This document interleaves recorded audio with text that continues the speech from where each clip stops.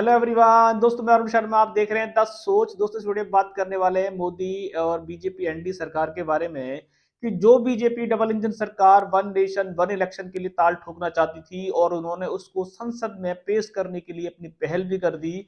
पर मुद्दा यहां गरवा गया कि उनके चहेते 20 नेता ही संसद से गायब हो गए, जिसमें ज्योतिराज सिंधिया का भी नाम है और नितिन गडकरी का भी नाम है। और बीजेपी ने अब बौखलाहट में सभी को कारण बताओ नोटिस जारी कर दिए हैं। दोस्तों, अगर आप चैनल पहली बार है, जोड़ सकते हैं सारी वीडियो को देख ली। दोस्तों, बात करें कारण बताओ नोटिस के बारे में कि बीजेपी के 20 सांसदों ने बीजेपी का ही बायकॉट कर दिया, जिस वन नेशन वन इलेक्शन को लेकर ताल ठोकी जा रही थी। और संसद में मुद्दा जब गरमाया, जब बीजेपी की वोट गिनती में बीजेपी के 20 सांसद ही गायब थे और बीजेपी ने बौखलाहट में देखा जाए तो उनको कारण बताओ नोटिस जारी कर दिया, जिसमें चर्चित चेहरे ज्योतिराज सिंधिया गायब थे, नितिन गडकरी भी गायब थे। अब ये बताओ कि जब बीजेपी के नेता ही, इतने बड़े मंत्रालयों के नेता जो बीजेपी को संभाल रहे हैं, वो बीजेपी के उस खास दिन गायब हो गए, तो इससे बीजेपी को बौखलाहट आना निश्चित है।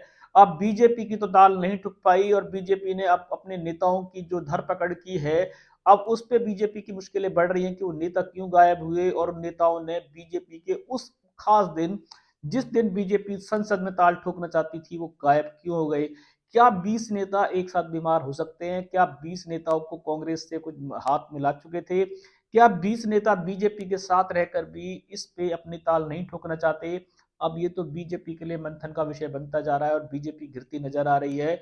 विपक्ष ने चुटकी ले ली है और बीजेपी की जो फजीहत हुई है वो बीजेपी अपने आप में सोच में पड़ गई है। इस पे मोदी जी ने रुद्र रूप ले लिया है और अमित शाह ने सबको खड़काना शुरू कर दिया और 20 नेताओं के साथ जो मंत्रालय दिए गए हैं और 20 नेता जो संसद में गायब रहे हैं, उनकी मुश्किलें बढ़ सकती हैं आने वाले समय में।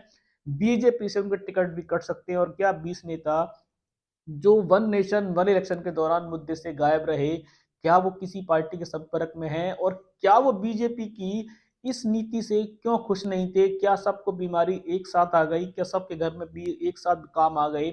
ये तो बहुत बड़ा मंथन का विषय है। बीजेपी की पहली बार जो संसद में फजीयत हुई है, बीजेपी ने सोचा नहीं था। एक तो 400 के आंकड़ों से भी बीजेपी बहुत दुखी रही। उसके बाद दल बदलू की सरकार बीजेपी ने बनाई, पर अब बीजेपी वन नेशन का जो मुद्दा लेके आई थी और इलेक्शन कराना की जो मुद्दा उन्होंने ताल ठोकी थी, उस पे विपक्ष से तो झटके लगा या नहीं लगा, पर उनके अपनों ने ही 20 से ज्यादा नेताओं ने अपनी गैर हाजिरी देकर बीजेपी की फजीयत बढ़ा दी। और बीजेपी अब इनसे कैसे निपटेगी और वो नेता क्या बीजेपी के कारण बताओ नोटिस से डरने वाले हैं? और क्या आने वाले समय में बीजेपी के 20 नेताओं की जगह लिस्ट और बढ़ जाएगी या वो नेता आज भी बीजेपी का साथ नहीं दे रहे हैं और क्या कल भी नहीं देंगे?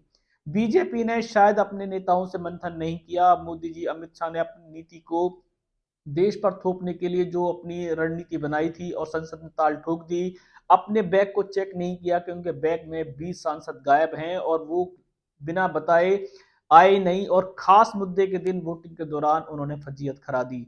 मोदी सरकार की फजीयत होना उनके मंत्रिमंडल पे सवाल है। और जिस तरीके से 20 नामी गिरामी नेता गायब हैं, वो क्यों नहीं आए? क्या वो किसी पार्टी के साथ जुड़ चुके हैं या वो मोदी सरकार के साथ तो हैं, पर इस स्कीम के साथ वो अपनी ताल ठोकना नहीं चाहते? और मोदी सरकार ने रौद्र रूप तो लिया है, क्या उन पे कोई इसका असर पड़ेगा? क्या उनकी दिल्ली में धरपकड़ जारी होगी?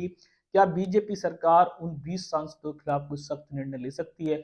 अभी तो फिलहाल कारण बताओ नोटिस जारी कर चुका है। आप देखते हैं कि बीजेपी बाहर से तो निपटे या निपटे, पहले बीजेपी को अपनों से निपटने की जरूरत है, क्योंकि उनके अपने ही बीजेपी की नाव को डुबोने के लिए तैयार हो चुके। और बीजेपी इनसे कैसे निपटेगी? क्या बीजेपी इस मुद्दे के बावजूद आने वाले किसी मुद्दे पे कामयाब होगी?